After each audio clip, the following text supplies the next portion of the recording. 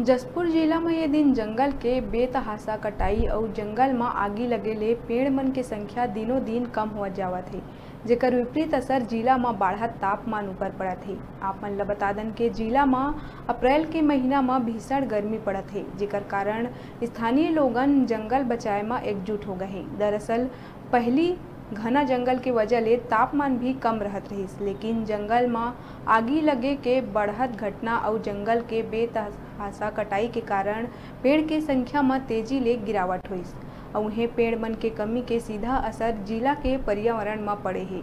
कुछ साल पहली अप्रैल के महीना में जिला में 30 डिग्री तापमान होत रहिस। ये साल अप्रैल में ही 41 डिग्री तापमान पहुंच चुके हैं। जिला में मौसम के बदलत हालात और पर्यावरण के नुकसान ला देखा तब पर्यावरण प्रेमी एकजुट हो गए।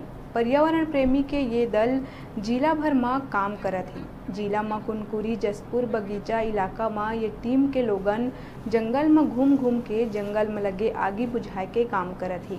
तो उन्हें कुछ लोगन गांव-गांव के जंगल मन में घूम के जन जागरूकता अभियान चला के जंगल में लकड़ी काटत लोगन ला समझाइश देवत है। उन्हें जिन लोगन नहीं मानत है उनकर खिलाफ कार्रवाई भी करे जावत है।